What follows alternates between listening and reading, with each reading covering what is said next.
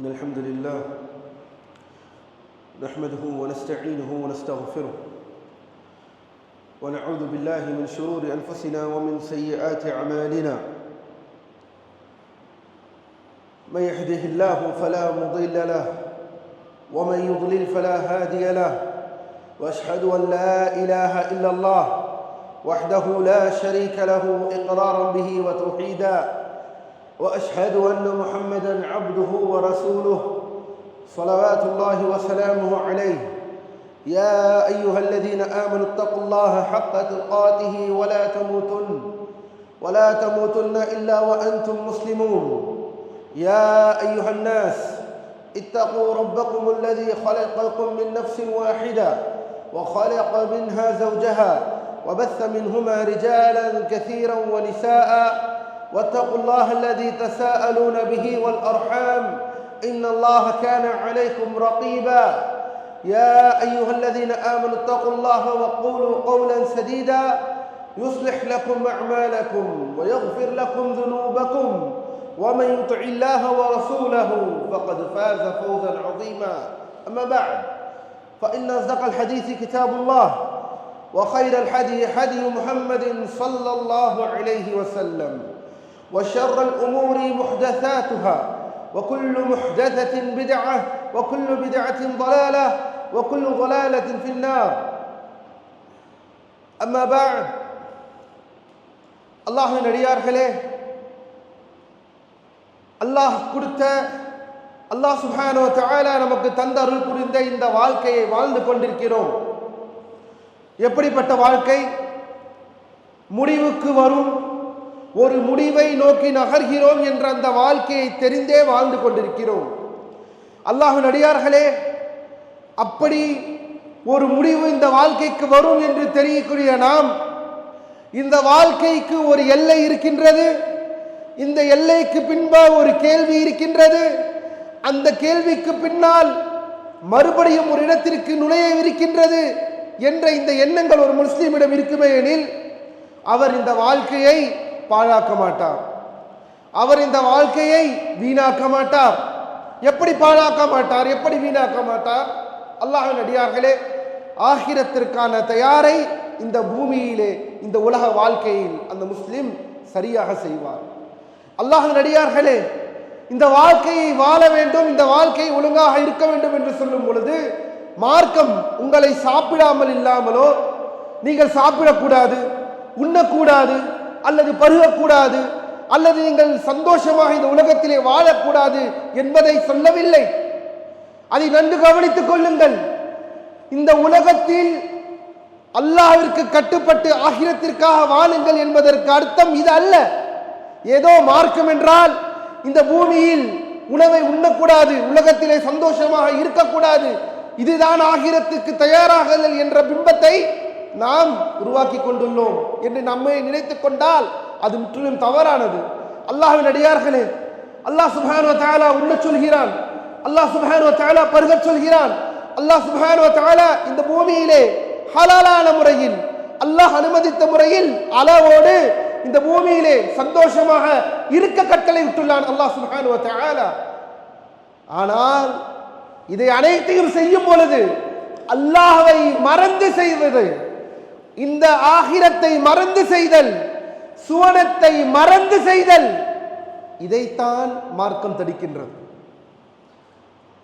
அல்லாஹ்வை முற்றிலும் மறந்து, அல்லாஹ்வின் தூதரை முற்றிலும் மறந்து, உணவே வாழ்க்கை, பருகுவதே வாழ்க்கை,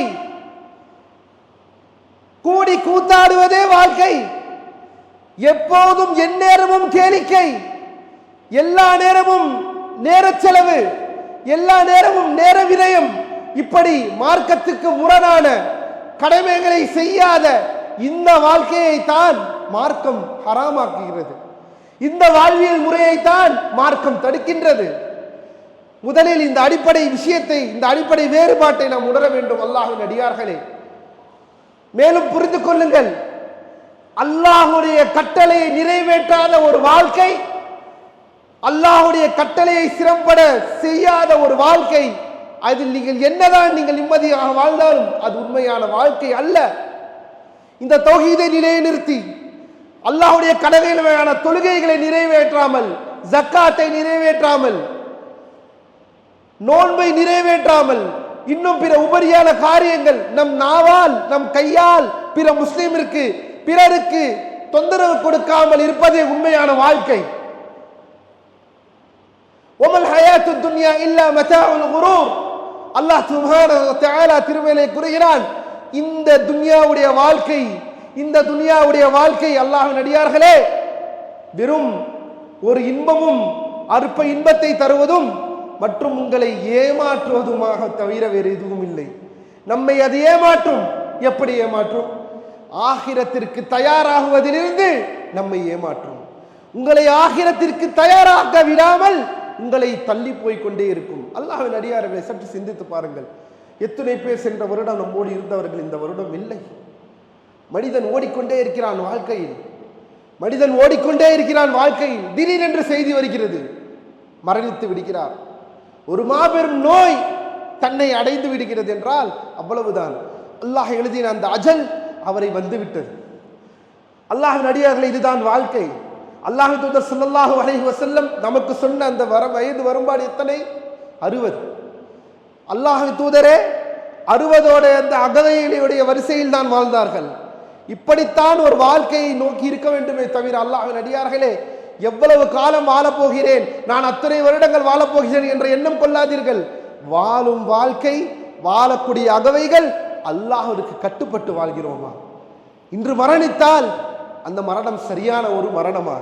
இன்று மரணித்தால் அந்த மையத் கத்திமூனி கத்திமூனி, என்னை விரைவுபடுத்துங்கள், என்னை கபருக்கு செல்வதற்கு என்னை விரைவுபடுத்துங்கள், கத்திமூனி கத்திமூனி என்று சொல்லக்கூடிய மையத்தாக இருக்க போகிறோமா? அல்லது இன்று மரணித்தால் பிமா துகத்திமூஹு பிமா துகத்திமூ, என்னை எங்கே அழைத்து செல்கிறீர்கள், என்னை எங்கே அழைத்து செல்கிறீர்கள் என்று அந்த மையத் கதறக்கூடிய, அந்த மையத்து கதறக்கூடிய ஒரு மையத்தாக இருக்க போகிறோமா? இதுதான் வாழ்க்கை. இதை முடிவு செய்வதுதான் வாழ்க்கை.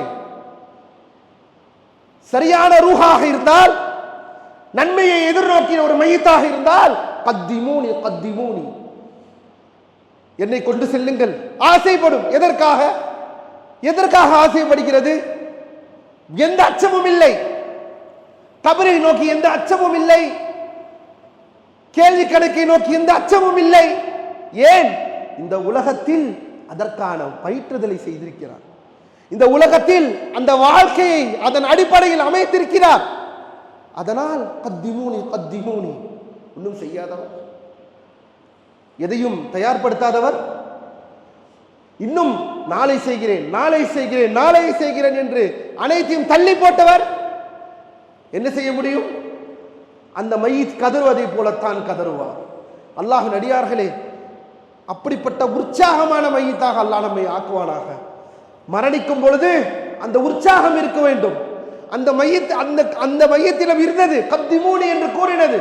இன்னும் அல்லாஹ் தூதர் ஸல்லல்லாஹு அலைஹி வஸல்லம் அவர்கள் கூறுகிறார்கள், அந்த மையத் கதறக்கூடிய அந்த மையத்துடைய கதறல் சத்தம் மனிதர்களை தவிர அனைத்து ஜீவராசிகளும் கேட்கின்றது. மனிதன் கேட்டால் தாங்க மாட்டான். அப்படிப்பட்ட கதறுதலாக இருக்கிறது அந்த சத்தம். அல்லாஹ்வின் அடியார்களே, மையத்திற்கு தயாராகுங்கள், ஆகிரத்திற்கு தயாராகுங்கள்.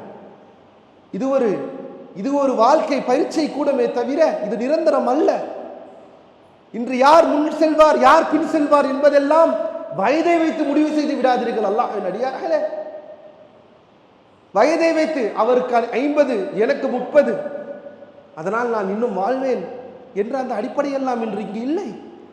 அல்லாஹ் யாருக்கு எப்போது நாடிக்கிறான் என்பது நமக்கு தெரியாது. அல்லாஹ்வை பயந்து அல்லாஹ்வை அஞ்சி இந்த உலகத்தில் அவனுக்கு கீழ்ப்பட்டு அவனுக்கு கீழ்ப்படிந்து வாழக்கூடிய முஸ்லிம்களாக அல்லாஹ் நம்மை ஆக்கி அருள் புரிய வேண்டும். அதில் அடித்தளம் அத்தௌஹீத், அல்லாஹ்விற்கு இணை வைக்காமல் வாழ வேண்டும். அந்த இணை வைப்பு வந்து விட்டது என்றால் இன்னல்லாஹ லா யக்ஃபிரு அன் யுஷ்ரக பிஹி வ யக்ஃபிரு மா தூன ذلك லிமன் யஷா. அல்லாஹ் சுப்ஹானஹு வ தஆலா தனக்கு இணை வைப்பதை மட்டுமே தவிர மற்ற அனைத்து பாவங்களையும் தன் நாடியவர்களுக்கு அல்லாஹ் மன்னிக்கிறான். ஆனால் இணை வைப்பு இருந்தால், அந்த ஷிர்க் இருந்தால், அந்த இணை வைப்பு உங்களிடம் நம்மிடம் இருந்துவிட்டு அதே நிலையில் மரணித்தால் அல்லாஹ் மன்னிக்க மாட்டான். அல்லாஹுடைய வாக்கு, அல்லாஹுடைய வாக்கு சூரத்து ஸாரியாத். இணை வைப்பு என்பதை தெரிந்து கொண்டால் அப்போ அந்த தௌஹீதை, அந்த ஏகத்துவத்தை நிலைநிறுத்த வேண்டும். எப்படி நிலைநிறுத்துவது? அல்லாஹ்வை வணங்க வேண்டும், அல்லாஹுடைய கட்டளைகளை சிறம்பட திகழ்த்த வேண்டும். இதையும் செய்ய வேண்டும், இதையும் செய்ய வேண்டும். அப்படிப்பட்ட நன்முஸ்லிம்களாக அல்லாஹ் நம்மை ஆக்கி அருள் புரிவானாக. இந்த மரணத்திற்கு அஞ்சி வாழக்கூடிய முஸ்லிம்களாக அல்லாஹ் நம்மை ஆக்குவானாக. ஆகிரத்துக்கு தயார் செய்யக்கூடிய மக்களாக அல்லாஹ் நம் அனைவர்களையும் ஆக்கி அருள் புரிவானாக. வக்கூலு கௌலி ஹாதா வஸ்தக்ஃபிருல்லாஹு லீ வலிஜமீஇல் முஸ்லிமீன மின் குல்லி ذنب فاستغفروه إنه هو الغفور الرحيم.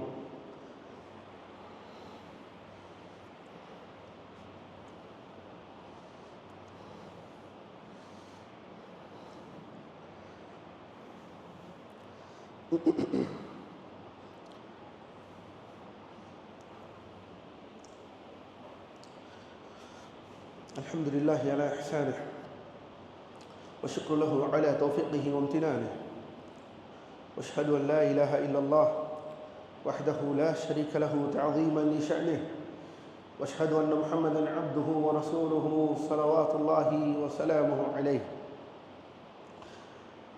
அல்லாஹ்வின் அடியார்களே, பாரக்கல்லாஹு ஃபீக்கும். அமல்களை தொடர்ந்து அனைத்து விதமான உபரியான அமல்களை செய்வதில் முஸ்லீம் கவனம் செலுத்த வேண்டும். முக்கியமாக அல்லாஹ்வின் அடியார்களே, பாரக்கல்லாஹு ஃபீக்கும், ஐவேளை தொழுகை அல்லாது, அல்லாஹ் நமக்கு கடமையாக்கின ஐவேளை தொழுகை அல்லாது எத்தனையோ சாலிஹான அமல்கள் இருக்கிறது. அதனால்தான் உலமாக்கள் சொல்வார்கள், ஒரு முஸ்லிமுடைய மாபெரும் ஒரு நிஅமத், ஒரு முஸ்லிம் அல்லாஹ் அவனுக்கு வித்திட்ட அந்த கடமைகளை தாண்டி, அவனுக்கு அந்த கடமைகள் என்று சொன்னால் முதலில் கலிமத்து தௌஹீத், தௌஹீதிலே அவர் கொள்கை ரீதியாக அடிப்படை ரீதியாக அல்லாஹ்விற்கு இணை வைக்காமல் வாழ்வது, இரண்டாவது அந்த தொழுகையை நிலைநிறுத்துவது, மூன்றாவது ஜக்காத்தை பேணுவது, நான்காவது நோன்பை பிடிப்பது, ஐந்தாவது ஹஜ்ஜை பூர்த்தி செய்வது.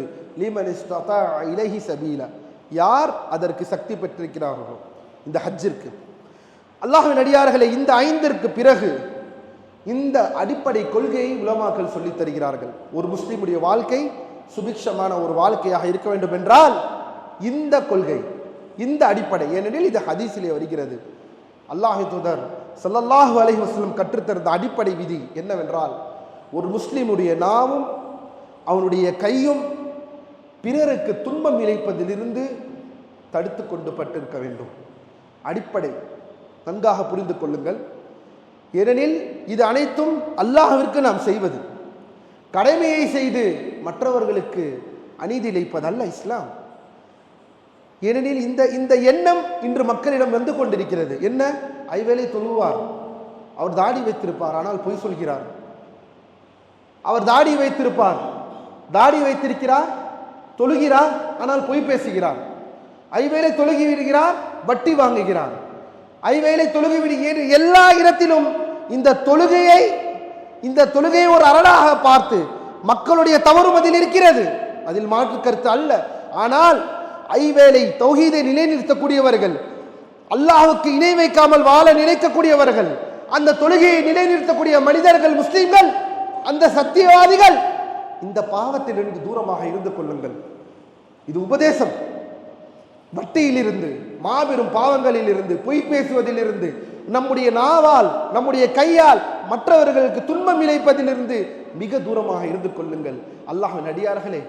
ஏனென்றால் அது ஒரு மாபெரும் அழைப்பு பணி. தொழுவது, மற்ற விஷயங்கள், சாலிகான அமல்களை செய்வது என்பது அது உங்களுக்கும் அல்லாஹ்வுக்கும் மத்தியிலானது. அது நீங்களுக்கும் உங்களுக்கும் அல்லாஹ்வுக்கும் மத்தியிலானது. ஆனால் மனிதர்களுக்கான தொடர்பு என்ன? உங்களுடைய பழக்க வழக்கம், உங்களுடைய ஒழுக்கம். தாடி வைத்திருக்கிறார், பொய் சொல்கிறார். தாடி வைத்திருக்கிறார், அவ்வாறு செய்கிறார், இவ்வாறு செய்கிறார். தொழுகிறார், ஆனால் பொய் பேசுகிறார் என்ற இந்த எண்ணம் வரக்கூடாது. என்றால் உண்மையாக இருக்கும் பட்சத்தில், பொய்யாக ஒருவர் பேசுகிறார் என்றால் அது அவரை சார்ந்தது.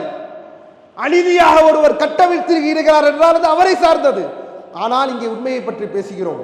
இதனால் தான் உலமாக்கள் சொல்கிறார்கள், ஐவேளை கடமைக்கு பிறகு ஒரு முஸ்லிம் செய்ய வேண்டியது தன் நாவால், தன் கையால் மற்றவர்களுக்கு துன்பம் விளைவிப்பதிலிருந்து அவருடைய கையும் நாமும் தூரமாக இருக்க வேண்டும்.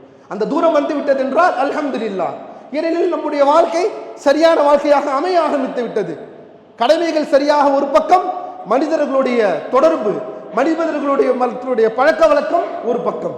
இது இரண்டும் சிறை பெற்றது என்றால், இது இரண்டும் நிலை பெற்றது என்றால் அல்லாஹ்வின் அடியார்களே, வாழ்க்கை தெளிவான முறையில் இருக்கும் என்று உலமாக்கள் கூறுகிறார்கள்.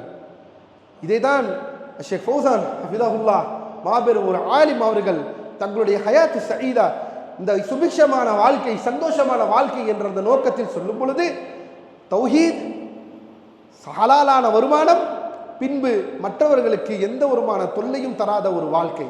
நம்மால் என்னால் ஒருவருக்கு தொல்லை, என்னால் ஒருவருக்கு தீங்கு, இந்த நிலைமை ஒரு முஸ்லிம் மற்றவர்களுக்கு ஏற்படுத்தக்கூடாது. அல்லாஹ்வின் அடியார்களே, இப்படிப்பட்ட வாழ்க்கையாய் வாழக்கூடிய முஸ்லிம்களாக அல்லாஹ் நம்மை ஆக்கி அருள் புரிவானாக. மேலும் அதிகமாக துஆவை அதிகப்படுத்துங்கள். நம் முஸ்லிம்களுக்கு துஆவை அதிகப்படுத்த வேண்டும். அல்லாஹ்வின் அடியார்களே, துஆ என்பது ஒரு மாபெரும் கேடயம்.